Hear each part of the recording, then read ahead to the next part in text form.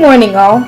I'm Chapari Getsama from Public Health News, your most reliable news network bringing you the most updated news on public health care.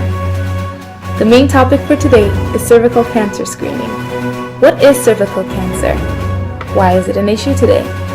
Who makes the big decisions? Who is affected by these decisions? Today we'll be answering these questions and discussing what is to come in the future of this country and the effects of cervical cancer screening.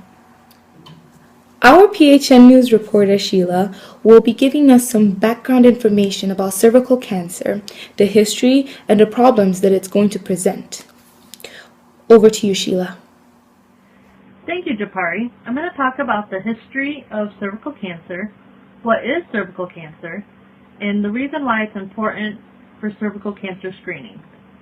Cervical cancer is abnormal growth of cells that are located in the cervix that can grow and spread to other parts of the body.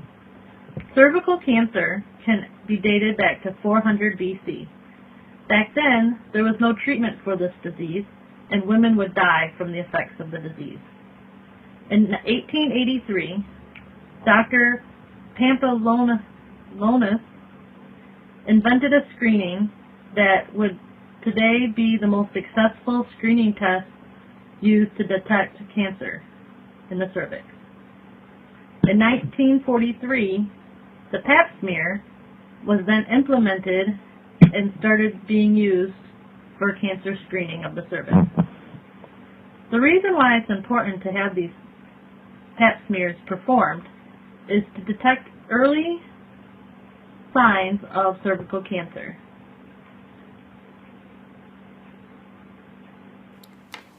Thank you, Sheila.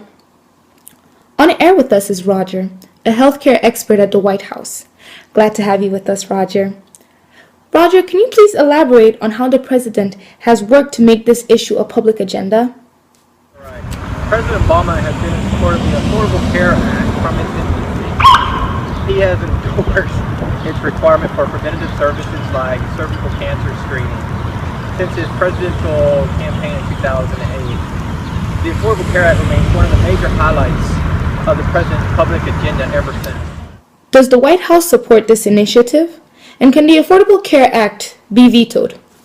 The White House, Presidency, and other government agencies, such as the Department of Health and Human Services, have been in full support of the Affordable Care Act.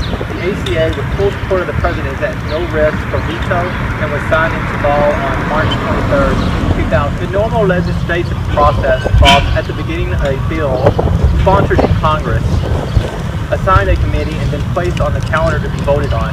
If passed by simple majority vote, the bill is forwarded to the Senate and reassigned a committee, debated, and voted on again.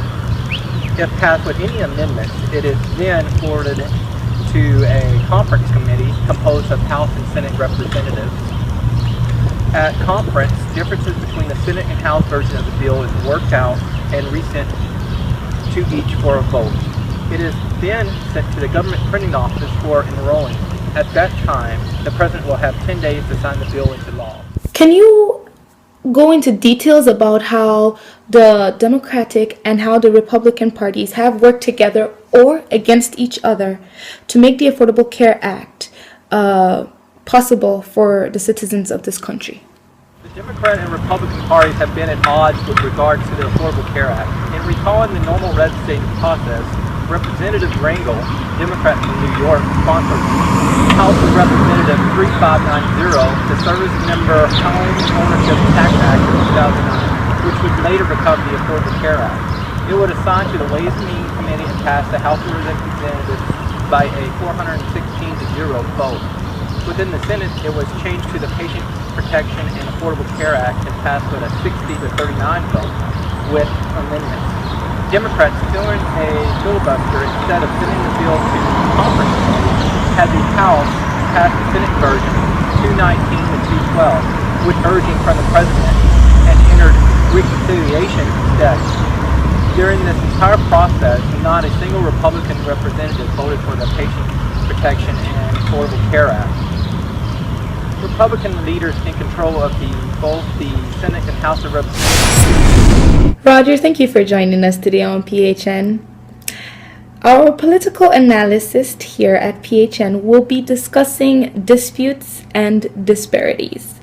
Who really has the power? Who is really calling all the shots? Over to you now, Stacey.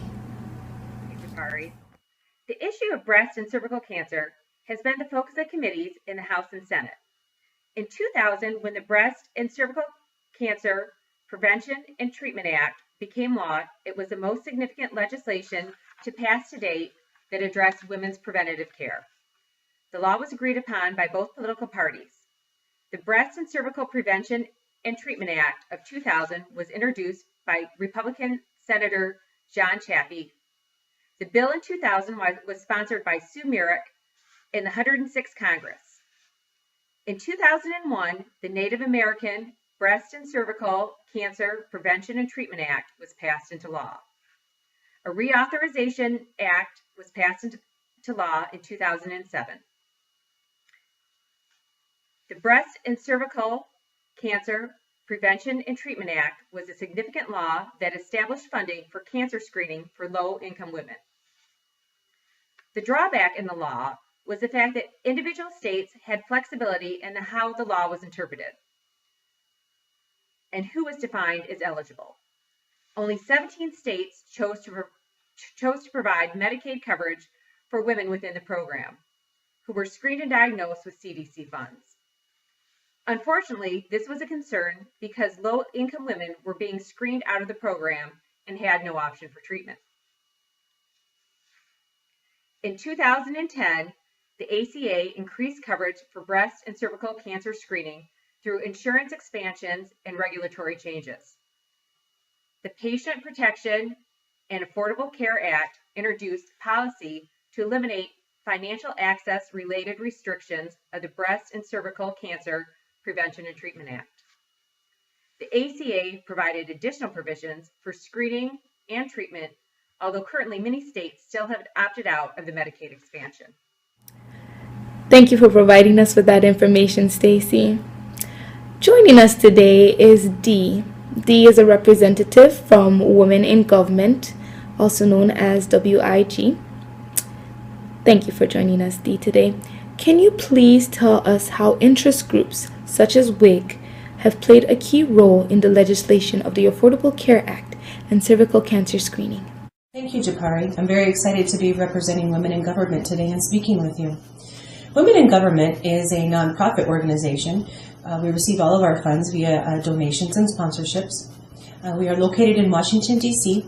However, we are a nonpartisan organization.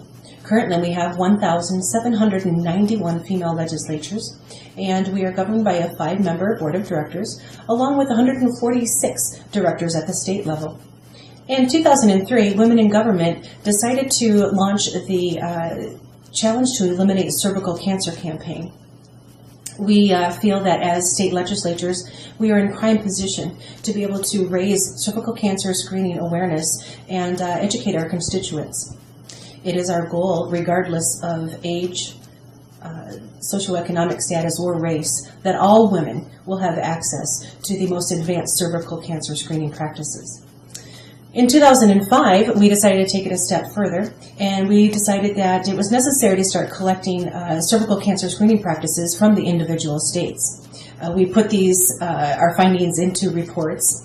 These reports were made available to all the states, and it is our hope that these reports will allow us to evaluate and implement the best practice regarding cervical cancer screening practices.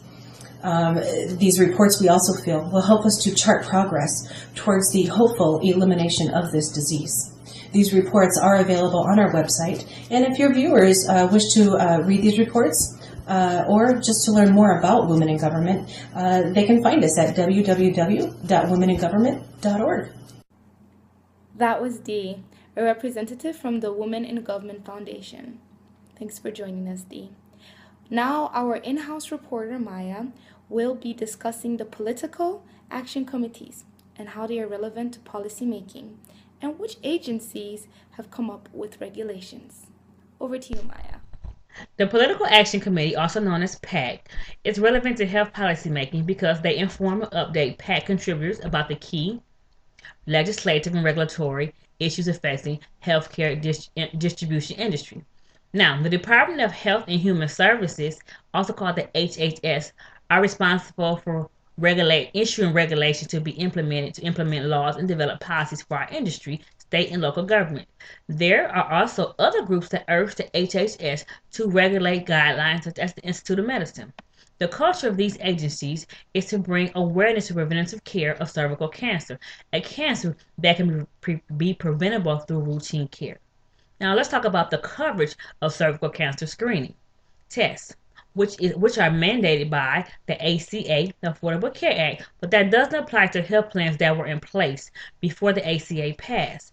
You can find out the date of your insurance plan started by contacting your health insurance plan administrator.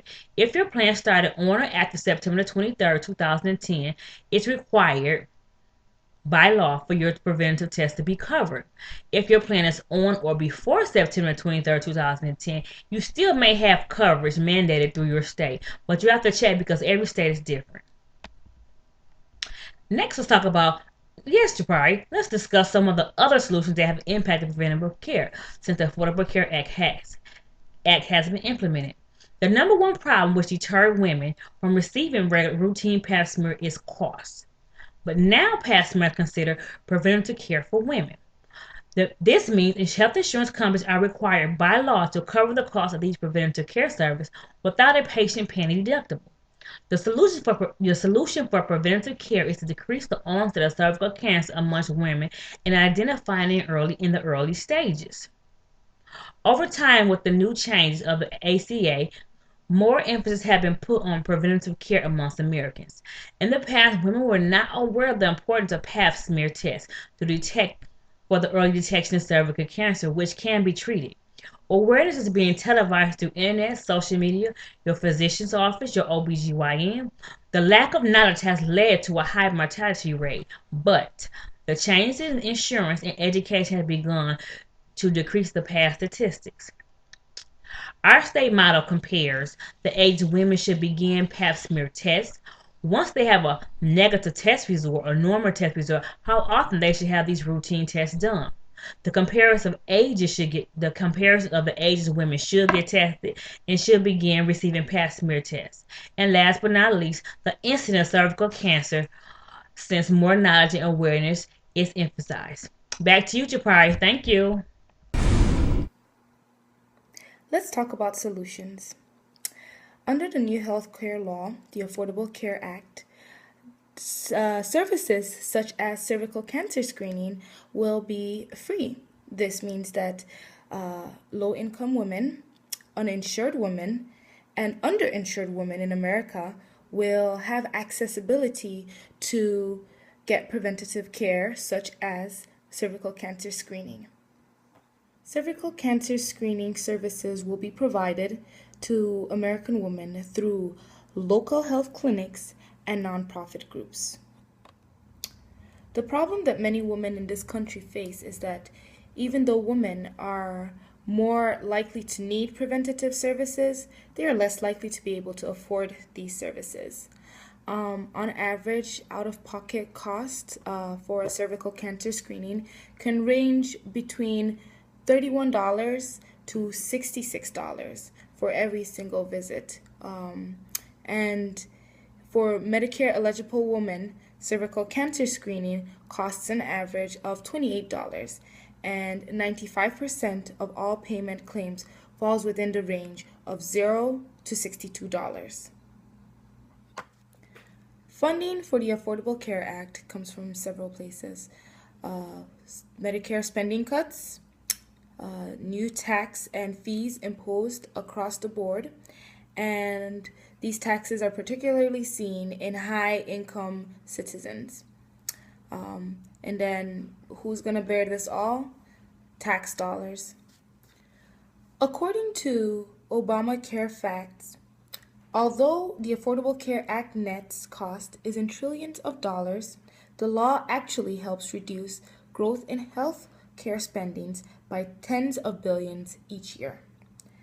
and this eventually reduced the costs for many Americans by subsidies, and then helps insure tens of millions of Americans by expanding the coverage, and could also potentially result in an overall net decrease in deficits by driving healthcare costs down over time. Who benefits the most from this? Low-income women, uninsured women, and underinsured women across the country. Once again, I would like to thank you all for joining us today at Public Health News. It was a pleasure having you with us. We are always ready to provide you with the most reliable, most updated, and most current information on news related to the public. Thank you, and see you again. I'm Japari.